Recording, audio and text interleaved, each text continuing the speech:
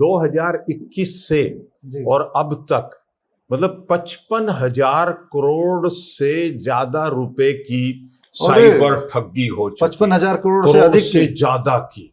फिर मेरे को जरा फुर्सत मिली कि भैया देखो तो सही कौन जेलर, तो वो डिटेल देखी तो जेलर बन के बोलूं सू।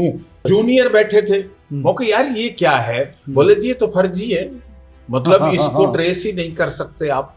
अरे मेरे को पैसे मत भेज दियो, मैंने भिड़ते ही यही कहा। बोले जी मैं तो भेज चुका 2,000 रुपए या कितने, अरे मेरे को अब रोक दे। और इमीडिएटली ये साइबर पुलिस स्टेशन में पर ये कंप्लेंट करवा। तो व्हाट्सएप पे कॉल आई, तो कोई ऐसी भी वो नहीं थी स्पैम वगैरह का या अलर्ट, मैंने उठा लिया। उसने बंदे ने कम से कम 8 मिनट मेरे से बात करी और नंबर यहाँ का 10 डिजिट का था, ठीक है। लेकिन व्हाट्सएप पे तो यहाँ वाले और वहाँ वाले चल जाते हैं। बोले जी पहचानो, मो भाई क्या पहचानो, कोई विदेश में आपका रिश्तेदार, और मो भाई घने रिश्तेदार हैं, सारी चीज तू बता, 20 तारीख को आऊंगा मैं, क्या गिफ्ट लेके आऊं, मोको बच्चे जो तेरे को पसंद हो वो लिए मेरी कोई चॉइस नहीं है। बोले जी वो तो मैं लेके आऊंगा ही। तब तक शक हुआ था थोड़ा सा? हाँ सारा ही हो गया। अच्छा, तब जब वो नाम नहीं बता रहा, हाँ, मोको तू नाम तो बता दे। थोड़ी देर बाद वो जो नंबर बताया था ना जिसपे मैंने भेजा +1 और ब्रैकेट में 581, फिर मतलब वो ऐसा लग रहा था जैसे विदेशी नंबर है, लेकिन वो विदेशी नहीं था, लोकल था। पर वो नंबरिंग सेटिंग इतनी मास्टरमाइंड है ये साइबर, ये सारा सिस्टम करके रखते हैं। बोले जी आपके अकाउंट में कुछ पैसा आया है, तो ये किसने भेजा? अमाउंट लाखों में, ऐसा बोला? 20,60,000 रुपए। अच्छा आया है जो, हाँ, ठीक है। और वो रिसीट भी आ गई मेरे पास। ये पैसा तो 11:30 बजे आएगा 11 तारीख को, 24 घंटे के बाद तू हाथ की हाथ मांग रहा है। 55,000 करोड़ से ज्यादा और 32.80 लाख कंप्लेंट्स आई हुई हैं। बहुत बड़ी 2021 का आंकड़ा है ये, 21 से अब तक।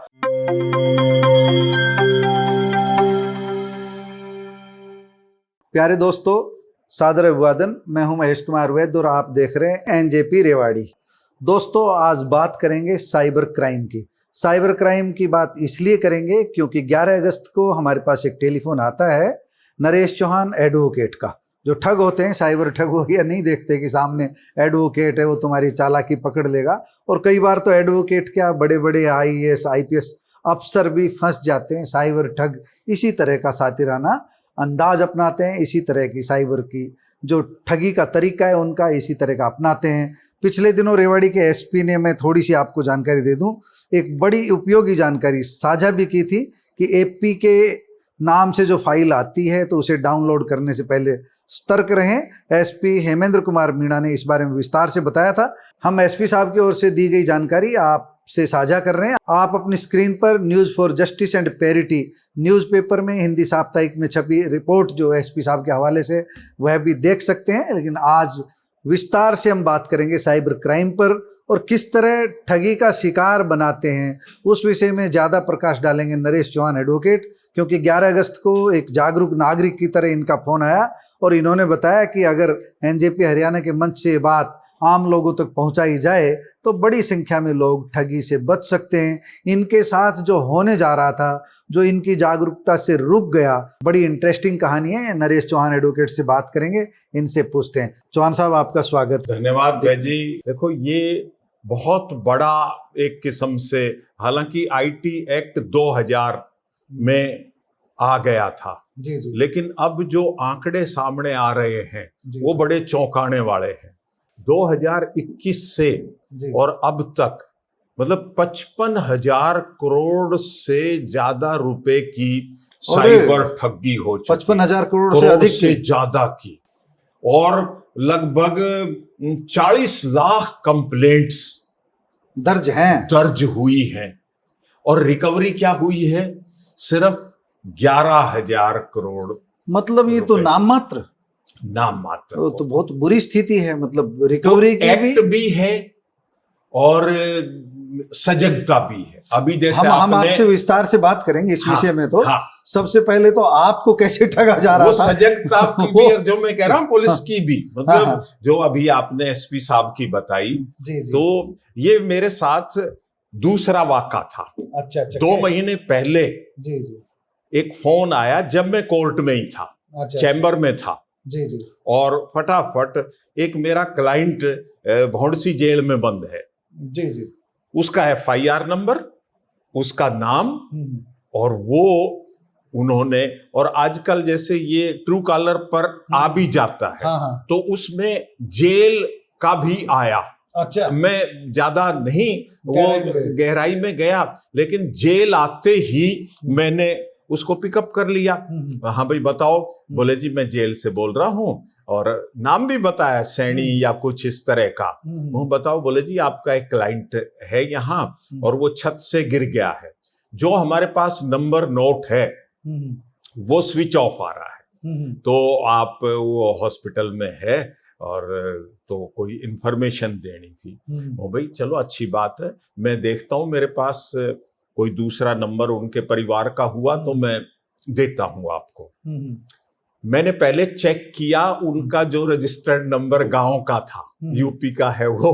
अच्छा। तो वो वास्तव में स्विच ऑफ था। अच्छा। तो वही बात तो ठीक है, मतलब फिर गहराई में जाने की आवश्यकता ही नहीं। फिर मैंने देखा दूसरा नंबर उनके रिलेटिव का वो मिल गया, मैंने उसको फोन किया, वो कहीं बिजी होगा या वो नो रिप्लाई गया।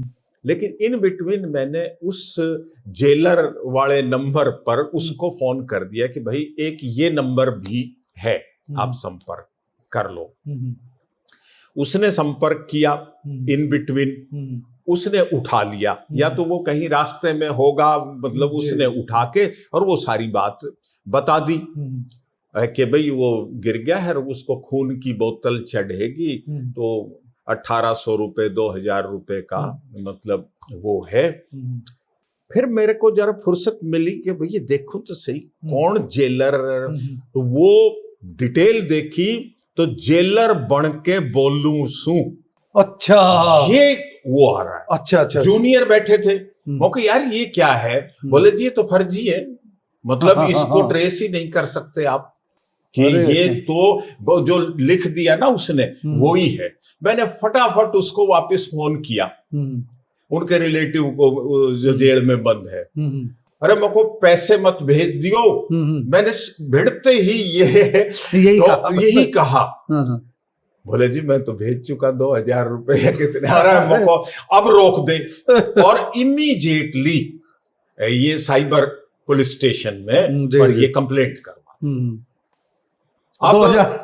2000 से पीछा छूट गया 2000। मतलब अब 10 तारीख को सुबह सुबह जब मैं कोर्ट जाने के आपके लिए, पास ये दूसरा वाक़या जी जी, कोर्ट जाने के लिए तैयार हुआ, मैं कपड़े वगैरह पहन रहा था, तो व्हाट्सएप पे कॉल आई। तो कोई ऐसी भी वो नहीं थी स्पैम वगैरह का या अलर्ट, मैंने उठा लिया और मैंने स्पीकर ऑन कर दिया। वाइफ भी साइड में ही बैठी थी, मैं अपने कपड़े वगैरह पहनता रहा, उससे बात कर। उसने बंदे ने कम से कम 8 मिनट मेरे से बात करी, और नंबर यहाँ का 10 डिजिट का था, ठीक है। लेकिन व्हाट्सएप पे तो यहाँ वाले और वहां वाले चल जाते हैं। बोले जी पहचानो। मो भाई क्या पहचानो, कोई विदेश में आपका रिश्तेदार, और मो भाई घने रिश्तेदार हैं, सारी चीज तू बता। बोले जी नहीं आज गैस करते हैं, मतलब वो 5-6 मिनट तो इसी में लगा रहा। मैं भी समझ गया उसकी चाल। मोको बच्चे बोला नहीं अंकल जी बताओ बताओ, पंजाबी लट आ रही थी उसकी भाषा में। तो मैंने फट, एक हमारा पंजाब का भी ये बंदा, मोको यार मेरे को तो लगता है हमारे मित्र हैं सतबीर ठाकुर, मतलब वो पंजाब के हैं, उनके बच्चे रहते हैं। बिल्कुल सही पकड़ा अंकल जी, और हम उन्हीं के बच्चे हैं। तो मेरे को बच्चों तुम्हारी भाई कभी बात थोड़ी हुई, तुम्हारे बाप से ही बात होती थी, मैं क्या पहचानूं और कैसे पहचानूं। बोले जी नहीं अंकल जी, बड़ा आत्मीय रिश्ता जोड़ के, और आपके लिए मैं 20 तारीख को आऊंगा, मैं क्या गिफ्ट लेके आऊं। मोको बच्चे जो तेरे को पसंद हो वो लिए वो लिया। मेरी कोई चॉइस नहीं है। बोले जी वो तो मैं लेके आऊंगा ही। तब तक शक हुआ था थोड़ा सा? हाँ सारा ही हो गया। अच्छा, तब तक जब वो नाम नहीं बता रहा, हाँ हाँ हाँ। मोको तू नाम तो बता दे। अच्छा, फिर आप उसको मजे लेने लगे? हाँ ठीक है। बोले जी बस सतवीर का बेटा लिख लो, नाम नहीं बताऊंगा, क्योंकि कोई सुन तो नहीं रहा है। मोना कोई नहीं सुन रहा, किसी को बताना मत, बिल्कुल नहीं बताऊंगा, घर भी नहीं बताना, मेरे पापा को भी नहीं बताना, अगर नहीं बताऊंगा। क्या नहीं बताना कि कॉल आई? मैं जो नहीं, अब मैं जो बताने जा रहा हूँ अच्छा, कॉन्फिडेंशियली, ठीक है, कि मैंने 20 को आऊंगा मैं, और मैं कुछ पैसे भेजना चाहता हूँ, वहां मैंने कुछ प्रॉपर्टी खरीदनी है, घर का रिनोवेशन वगैरह करवाना है, भाइयों को भी नहीं पता, मैं ये अलग से चुपचाप ये काम कर आऊंगा, जब मैं आपसे ले लूंगा और मैं आपको थोड़े थोड़े पैसे मैं भेजना चाहता हूँ, तो कोई दिक्कत तो नहीं? मोना कोई दिक्कत नहीं, भेज दे। हाँ तो आने दे। हाँ मको भाई क्या हर्ज है। तो फिर अंकल जी मैं एक दूसरे नंबर से हेलो करूंगा, तो उस पे आप अपने बैंक का जो चेकबुक है ना, जिसमें मुझको बता, तू SBI का भेजूं, PNB का भेजूं, सर्व हरियाणा ग्रामीण बैंक का भेजूं, कोऑपरेटिव बैंक का भेजूं, पंजाब सिंध का भेजूं, जो तेरे को सहूलियत हो वो बता, मैं भेज देता हूँ, उसका चेक भेज देता हूँ। बोला जी कोई भी भेज दो, कोई दिक्कत नहीं है। अच्छा, मैंने पंजाब नेशनल बैंक का चेक वो जो दूसरे नंबर पे आया है उस पे भेज दिया, उस पे मैंने भेज दिया, वो कर दिया, ओके।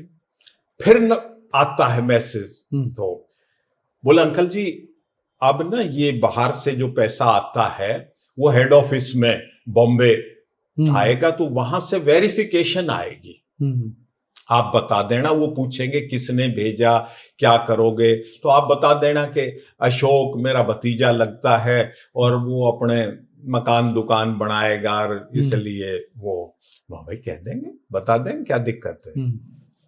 थोड़ी देर बाद वो जो नंबर बताया था ना जिसपे मैंने भेजा +1 और ब्रैकेट में 581, फिर मतलब वो ऐसा लग रहा था जैसे विदेशी नंबर है, लेकिन वो विदेशी नहीं था, लोकल था। पर वो नंबरिंग सेटिंग इतनी मास्टरमाइंड है ये साइबर, ये सारा सिस्टम करके रखते हैं। फिर वो नंबर आया, और वो नंबर कई ऐसे होते हैं जो मिसिंग, हिडन नंबर, मतलब वो मेरे अब वो सेव मैं नहीं कर पाया क्योंकि वो था ही नहीं। मतलब उस नंबर से बोला जी हम PNB हेड ऑफिस बॉम्बे से बोल रहे हैं, और नरेश कुमार चौहान। मैं को जी हाँ बिल्कुल। तो बोले जी आपके अकाउंट में कुछ पैसा आया है, तो ये किसने भेजा? अमाउंट लाखों में ऐसा बोला? 20,60,000 रुपए। अच्छा, आया है जो, हाँ, ठीक है। और वो रिसीप्ट भी आ गई मेरे पास, उसने भेज दिया, रिसिप्ट भी दे दी, रिसिप्ट भी आई, सब फर्जी। वो मैंने आपको भेजी है, दिखाना, मैं स्क्रीन पर दिखाऊंगा दर्शकों को, आप देख सकते हो जी। वो HSBS या कोई इंटरनेशनल बैंक की रिसीट, जी वो मेरे को भी लगा, पर मैंने हाथ की हाथ कोर्ट में था मैं उस टाइम, मैंने उसका प्रिंट आउट निकलवा लिया, ठीक है, और उसमें नीचे लिख रखा था ये 24 घंटे में आपके अकाउंट में आएगी। उसने वेरीफाई करने वाले ने भी बता दिया, बोले जी ये कल यानी 11 तारीख को ट्रांजैक्शन हो गया, आपके खाते में आएगा, 11:30 बजे के बाद आप बैंक में जाके ले सकते हो। तो ये बस वेरीफाई करना था, कोई दिक्कत तो नहीं? मगर ना कोई दिक्कत नहीं। फिर उसका फोन आता है, बोले जी अंकल जी आपने बताया ठग का। भाई मैं क्यों बताऊं, क्या बोला कि जी आपने बताया नहीं, वो वेरिफिकेशन हुई या नहीं? हमको नहीं हो गई है, मैंने क्या बतानी, मैं जानबूझ करके अवॉइड कर रहा था कि मैं ना करूं कॉल, उधर से ही आए, क्योंकि कॉल करने से भी कई बार वो कुछ डाटा उठा लेते हैं। अच्छा। उसका आया, मैं को भाई बिल्कुल आ गया। अंकल जी एक काम करो, अब आप मतलब 1,00,000 2,00,000 आप भी इस्तेमाल कर लेना, मैं आऊंगा। एक मेरा मित्र जो है वो दिल्ली हॉस्पिटल में एडमिट है और उसे आवश्यकता है, तो आप 5 लाख रुपए इसमें से उसको दे दो। तो वो बेटा आजकल साइबर ठगी चल रही है। जैसे तैने मेरा चेक मंगवाया है ना, ऐसे ही उसका मेरे को अकाउंट नंबर और वो चेक भेज दे, मैं बैंक में जाके पैसा निकलवा के उसके, मैं डिजिटल पेमेंट करने वाला नहीं हूं। तो बोला अंकल जी आप भी कैसी बात कर रहे हो, आप विश्वास नहीं, मैं कतई विश्वास नहीं भाई। दूसरी बात, ये पैसा तो 11:30 बजे आएगा 11 तारीख को, 24 घंटे के बाद तू हाथ की हाथ मांग रहा है। अरे अंकल जी आप तो शर्मिंदा कर रहे हो, किसी से भी ले सकते हो, वो मैं ना ले सकूं किसी से 5,000 भी, तू 5 लाख की बात कर रहा है। तो बोला नहीं अंकल जी नहीं, ये तो आपको करना पड़ेगा, मेरा तो सारा चौपट हो जाएगा, मेरी बात रह जाए। वो तू ही भेज देना, जब 20-60 तेने मेरे को भेज दिए तो उसको भेज दे 5 लाख। बोल नहीं वो तो मैंने कहा कि मैं नहीं, मैं घर वालों से कह के तेरे पास भिजवाऊंगा। भाई अब ये सही ट्रैप पर आ रहा है। मतलब शाम को 4 बजे तक मिस कॉल उसकी कोई 8-10 कॉल। मैं समझ गया था, आप ये भी समझ गए थे 20,60,000 आने वाला, मतलब ही नहीं। तो भाई मैं नहीं दे पाऊंगा, तू बड़ा क्लियर। और कल उसने बता दिया वेरीफाई करने वाले 11:30 बजे मेरे खाते में आ जाएंगे, तो तेरे 5 भी 20 भी सारे ही तेरे हैं, हमने क्या करना, सारे दे ही देंगे, हमने क्या करना। तो साहब वो 10 तारीख निकल गई। अब 11 तारीख को जब मैंने कल आपको फोन किया था कि भाई 11:30 बज जाने दो, देखते हैं आ जाएगा तो पता लग जाएगा कि हाँ भाई कोई ट्रांजैक्शन ठीक नहीं है, तो लोगों को जागरूक करना है, तो फिर लोगों को हम जागरूक करें। ये कहानी थी। तो 11:30 बजे के बाद कोई नहीं कॉल आई, और उस ठग की तो 11 अगस्त से अब तक कोई कांटेक्ट नहीं हुआ। 10:06 पर कल 11 तारीख को एक मिस कॉल जरूर आई थी। मैंने भी फिर नेट बंद कर दिया, व्हाट्सएप अननेसेसरी क्यों खामखा वो करी जाए, जो मेरे को जरूरत थी जब मैं नेट चालू कर लेता था। तो इस तरह से हमारी सजगता से, क्योंकि कानून अपनी जगह है लेकिन हमें पता लग जाता। उनको तो वही बहुत था जो आप 5 लाख कहीं भेजने की कह रहे थे। वो फिर एक और इंटरेस्टिंग, वो चलते चलते 1,50,000 पर आ गया। 5 मत भेजो, लाख भेज दो, 50,000 तो करो, 2 लाख भेज दो अंकल जी, ये तो जरूरी है। 1,50,000 भी नहीं, अरे मको फूटी कौड़ी भी नहीं, तू क्या बात कर रहा है, कर्जवान है हम तो। मेरे दोस्त के छोरे तू कहाँ, हाँ मैं कहाँ फंस रहा है तू। तो ये चीजें हमें सतर्क रहना चाहिए, जागरूक रहना चाहिए। रसीद आपकी है, ये रसीद। अब आपको कानून बता रहे थे, अब आप कानून के बारे में कोई बता दो। ये रसीद है HSBC बैंक की, जो ये निश्चित फर्जी है, इस तरह का फर्जीवाड़ा करते हैं। मैं कहूंगा स्क्रीन पर एक बार इसे दिखा दिया जाए। IT एक्ट जैसे बता रहे हैं ना हम, 2000 में लागू हो गया। 55 कितने मामले बताए? 55,000 करोड़ से ज्यादा, और 32.80 लाख कंप्लेंट्स आई हुई हैं। बहुत बड़ी 2021 का आंकड़ा है ये, 21 से अब तक। पार्लियामेंट में भी पिछले हफ्ते ये रखा गया था, और इसमें रिकवरी हुई है सिर्फ 11,158 करोड़ रुपए। कुल मिला के सजग रहने की जरूरत है, बहुत सजग रहने की जरूरत है। एक सजेशन भी मैं देना चाहूंगा, क्योंकि पार्लियामेंट सेशन चल रहा है, बड़ी गहमा गहमी हो रही है, नए कानून, संविधान में अमेंडमेंट, ये सारी चीजें। हम पिछले साल विदेश गए थे, दुबई गए थे, मतलब जैसे ही हम एयरपोर्ट पे उतरे, हमारा मोबाइल नंबर वहां के सिस्टम में फीड हो गया। तो अब एक नया कोई एक्ट या अमेंडमेंट उन पुराने में भी, क्योंकि हर आदमी इतना जागरूक, इतना सजग नहीं रह सकता, तो वो डाटा आप सर्वेलेंस पे, पहले टेलीफोन एक्सचेंज जब चलता था तो वो हमारे सब की कॉल वो शेयर नहीं करते थे, लेकिन उन्हें पता था नरेश चौहान किससे बात कर रहा है, वैजी, मतलब वो कोई सिस्टम हर कॉल का डेवलप होना चाहिए जब ये साइबर क्राइम मतलब effectively सरकार को ज्यादा प्रभावी कदम उठाने की उठाने जरूरत है। दोस्तों, आपने नरेश चौहान एडवोकेट की बातें सुनी और किस तरह 2 बार ये ठगी से बचे, इनका किस्सा भी सुना। सबको सजग रहने की जरूरत है। कभी रिजर्व बैंक के नाम से कोई मैसेज आता है, कभी बिजली वितरण निगम के नाम से कोई मैसेज आता है, कभी रोजाना फोन बजते हैं कि आपको 100 रुपए का डिस्काउंट दिया जा रहा है। सावधान रहिए, इस तरह की कॉल अक्सर फर्जी रहती है, 99% मामलों में फर्जी रहती है। इनसे सावधान रहने की जरूरत है। किसी को पैसा भेजने से पहले 100 बार तसल्ली कीजिए। परिवार के लोग निश्चित रूप से आपके उम्मीद करते होंगे कि उनको भी आप जागरूक करें। आप अपने परिवार के लोगों को बताएं, इस वीडियो को अधिक से अधिक शेयर करें ताकि लोगों तक यह उपयोगी जानकारी पहुंचे। और पुलिस अधीक्षक महोदय रेवाड़ी ने जो जानकारी दी थी वह भी हम आपको बता चुके हैं। दोस्तों, आपको साइबर क्राइम से जुड़ी हमारी ये वीडियो कैसी लगी कमेंट बॉक्स में जाकर बताइएगा जरूर। नमस्कार, धन्यवाद।